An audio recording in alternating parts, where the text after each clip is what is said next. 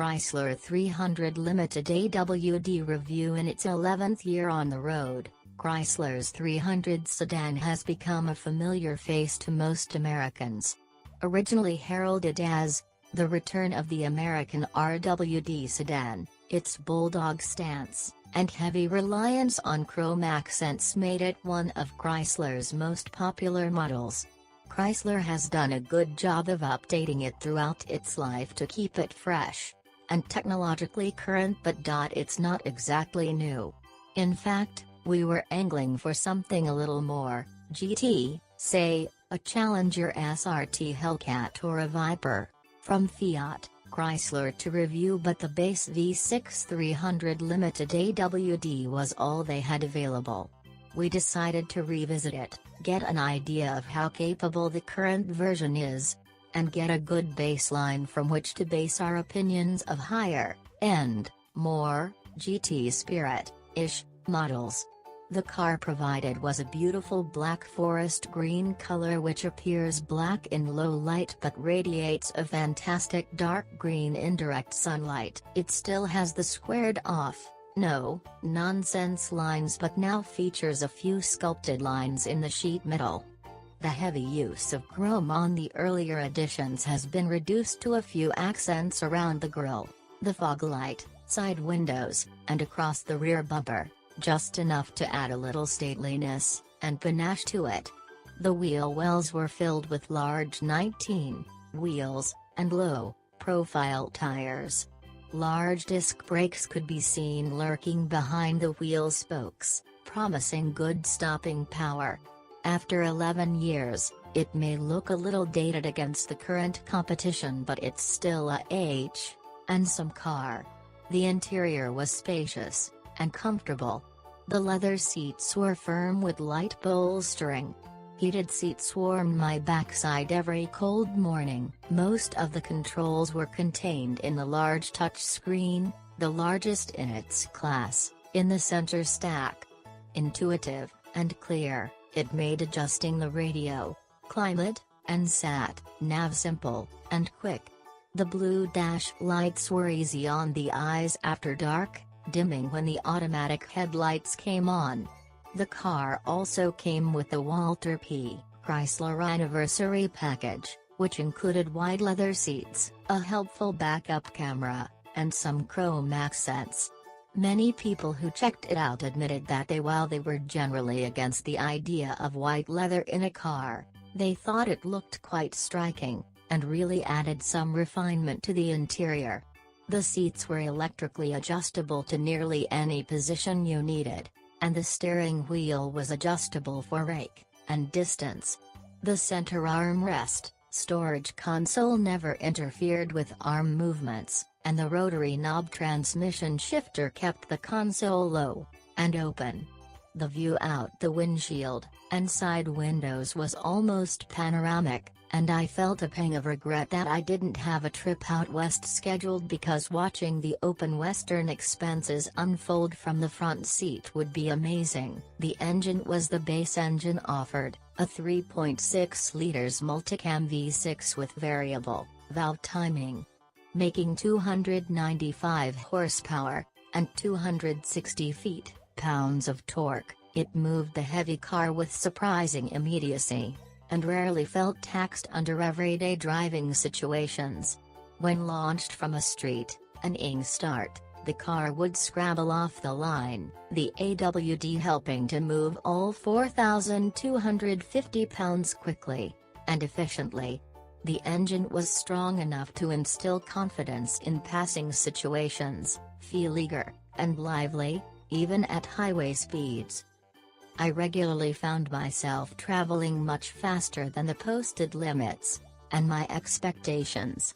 The 8-speed automatic transmission constantly and seamlessly shifted behind the scenes, providing the best economy and almost unnoticeable shifts. I've always liked Chrysler's larger V6 engines for how smooth and flexible they are. It's a good choice for a base model, and would be sufficient for most American drivers. It's not a fire-breathing Hellcat motor, but it will rarely disappoint you in everyday normal driving conditions.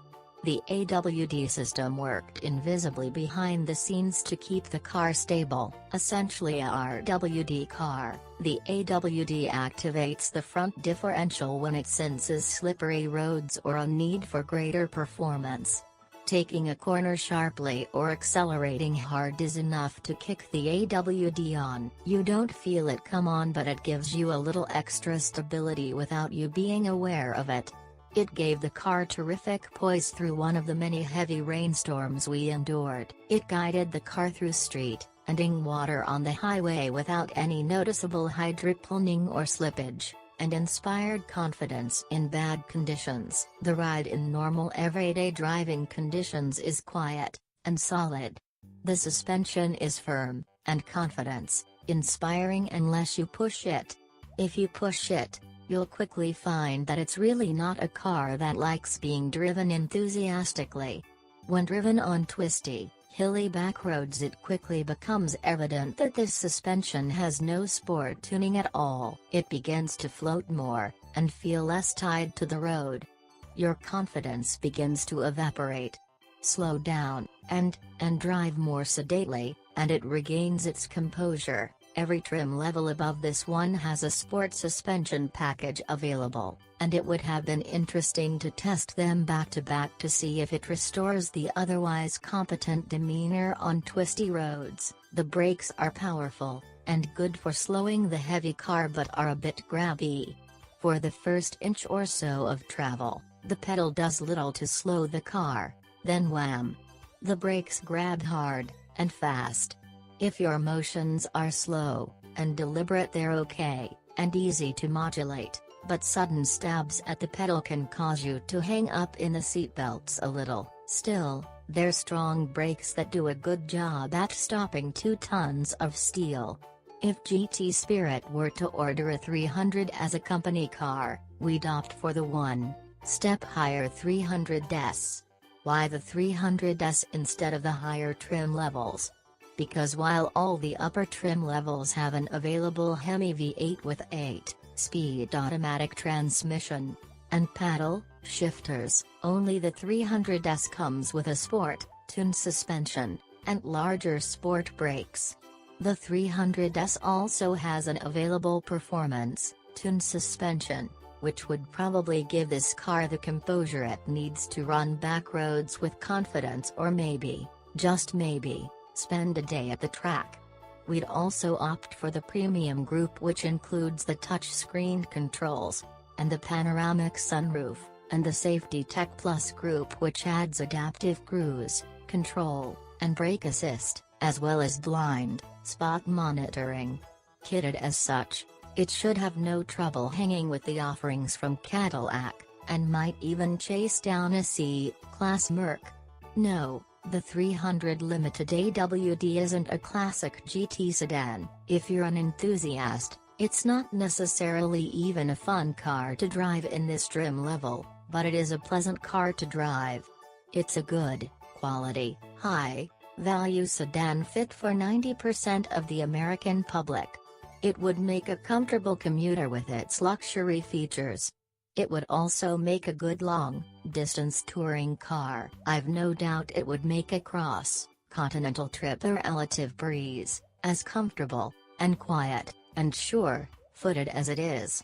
After 11 years, Chrysler has done an admirable job of keeping the 300 relevant. It may not be what we consider a GT Spirit car in this trim level, but Chrysler has a lot of enthusiasts in their engineering department, and many more interesting cars in their lineup. We hope to review a few more of them in the coming months, and let you know about them.